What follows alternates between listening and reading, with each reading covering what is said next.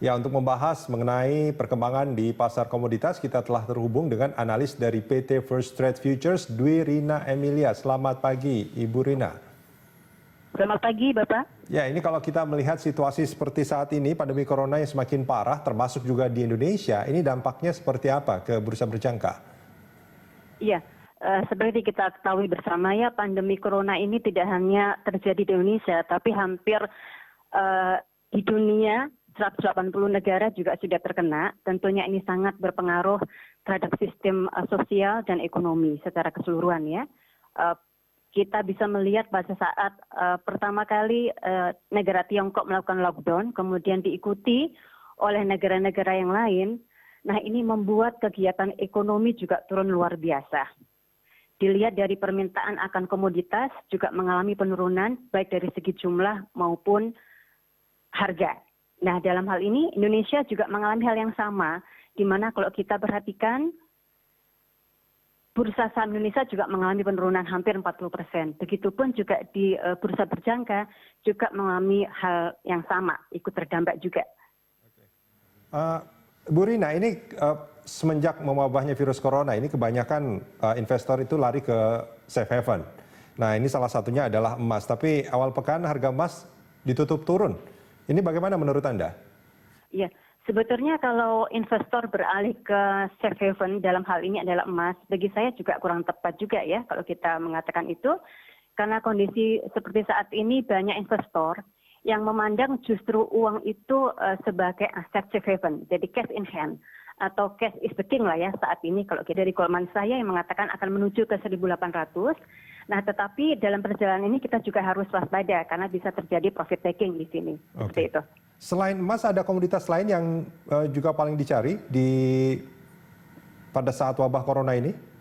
Baik, kalau kita lihat memang kopi dan kokoa ini juga bisa diperhatikan oleh para investor. Karena kedua komoditas ini juga mengalami tekanan yang luar biasa dari segi harga. Begitu, Pak Rudi? Ya, Bu Rina, ini Malaysia dan India kan lockdown. Ini ada dampaknya terhadap harga CPO? Tentunya ada, karena kalau kita ketahui India adalah salah satu negara importir terbesar ya, selain Korea Selatan dan Jepang. Di sisi lain, Malaysia ini salah satu negara penghasil CPO juga terbesar di dunia setelah Indonesia tentunya. Dengan adanya lockdown di dua negara tersebut ya, antara India dan Malaysia, ini juga mengakibatkan tekanan terhadap komoditas. Oke.